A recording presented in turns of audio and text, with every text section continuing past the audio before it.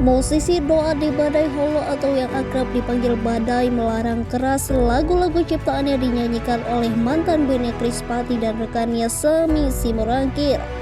Badai menolak tegas lagu-lagu itu dinyanyikan tanpa izin darinya. Iqbal ini bukan karena hubungan mereka retak, bahkan saat ia ditemui klikinfo.id di kawasan Senopati, Badai mengaku hubungannya dengan Sami dan Krispatih baik-baik saja.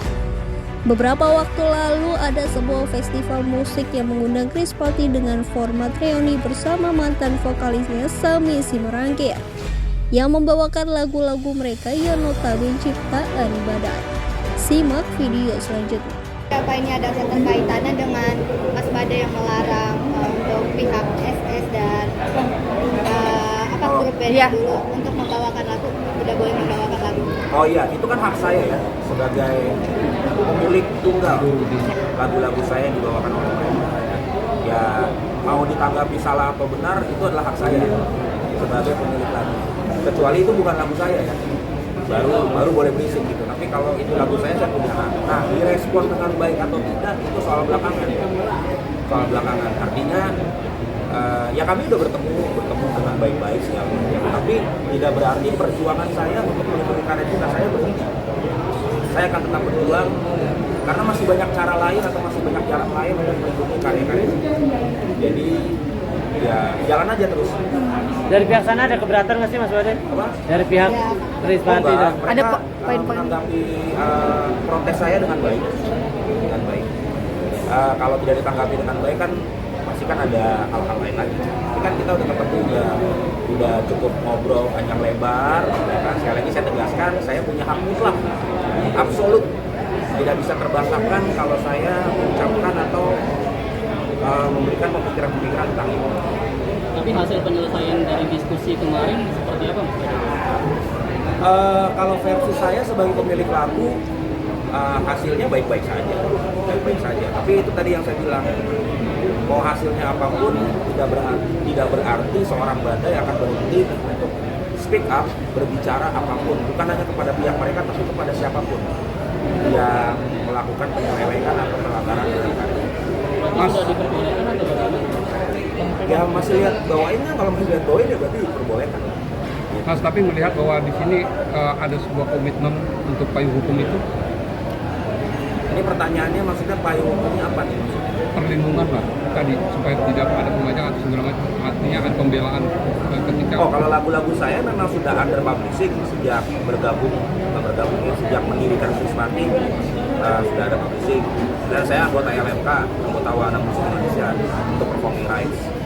Kemudian dengan pihak Krispatih juga pada saat itu sudah ada kontrak ya, kerjasama, artinya mereka boleh membawakan lagu.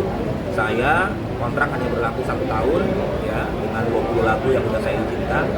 Kenapa nggak semua? Karena 20 lagu udah banyak kali bos ya, udah banyak banget gitu ya, dan pembagiannya juga sekitar persentase. Kenapa saya lakukan itu? Karena saya membutuhkan legalitas.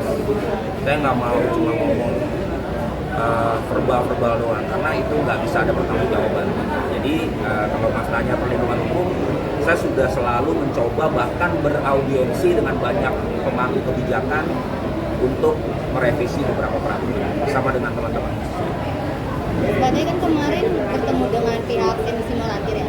Nah itu ada perjanjian tertulis lagi nggak sih seperti tahun 2021? Oh, kalau kemarin belum ada. Jadi kita kemarin cuma silaturahmi, saya kasih tahu motivasi saya apa, tujuan saya apa, dia juga memberitahukan pertimbangan dan pemikiran dia. Ya berlangsung baik-baik aja, nggak ada apapun gitu ya, karena kita saling mengutarakan aja apa yang kita mau. Udah gitu aja. Sebenarnya ini kan dari 2014 Mas Badai bisa dibilang Ya. Sampai sekarang Mas Badai sendiri rasanya udah puas belum soal itu kebijakan soal royalti yang sudah diterapkan saat ini? Kalau dibilang puas, belum lah ya. Tapi ada kemajuan ada. Cuma kalau saya bilang, kenapa masih begini-begini aja? Karena musisi itu tidak banyak di parlemen, tidak banyak duduk di regulator. Jadi bagaimana cara kita merubah kebijakan? kalau nggak ada musisi yang terpanggil untuk ada dan berdiri untuk komposer dan seniman. Jadi ya harus banyak musisi-musisi yang berani untuk duduk di pemangku kebijakan. Tujuannya apa? Tujuannya bukan untuk mencari keuntungan sendiri, tapi memperjuangkan apa yang menjadi suara daripada seniman dan musisi. Kira-kira Mas Bade mau terjun langsung nggak Mas Bade untuk menyuarakan hal ini? Apalagi kan Mas Bade kan vokal nih, udah mengetahui apa isunya. Iya. Kira-kira ada rencana nggak kayak ini? Nanti kita ngobrol lah. Kita ngobrol. Yang jelas kok, makasih Mas. Kayak terharu saya. Enggak. Pokoknya intinya adalah kalau ada kesempatannya untuk saya berjuang, tidak harus di parlemen, ya kan, tidak harus di parlemen, karena saya juga punya komunitas, ya, saya juga punya beberapa pencipta lagu muda juga saya didik, saya bersihkan pemikiran mereka dari pemikiran yang salah gitu ya. Dan ya saya belum bisa jawab saya ada di parlemen atau enggak, ya kita tunggu aja nanti. Mas Badai, pasca keluar dari band, akankah mendirikan band lagi atau ingin solo karir sendiri, Mas? Ada kan, band saya Badai Romantic Project 2017 ada, lagunya cukup booming dengan Mamarmu itu. Cuma saya kelihatannya udah nggak kepikiran untuk membuat band lagi. Bukan trauma, bukan, tapi ya saya udah nggak di situ lagi. Saya udah kehidupan karir saya udah bukan di versi band lagi, tapi ada banyak hal-hal ke depan yang saya pikirkan. Merawat karya di belakang layar sebagai produser musik ya, dan kebetulan saya juga sekarang sebagai dosen juga di beberapa kampus musik gitu. Jadi saya akan berpikir untuk ke depan.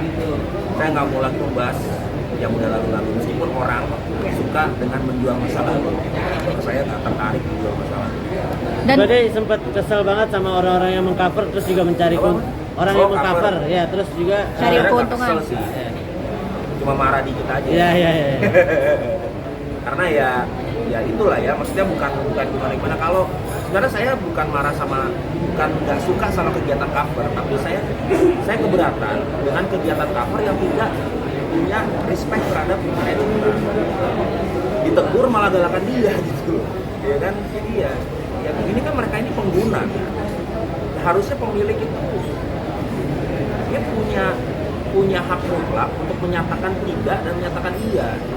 Kan banyak orang berpikir bahwa YouTube itu udah ada pembagian otomatis kan, YouTube kan otomatis bisa cover siapapun. Itu pemikiran salah menurut saya. Kenapa? Karena yang menciptakan atau yang menentukan boleh atau tidak itu bukan YouTube, tapi komposernya. Jadi YouTube itu bukan pencipta lagu, dia kan big market. Yang harus menentukan adalah komposer. Nah itu pemikiran itu yang harus kita perbaiki.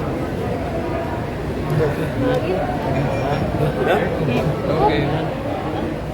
Gimana ya?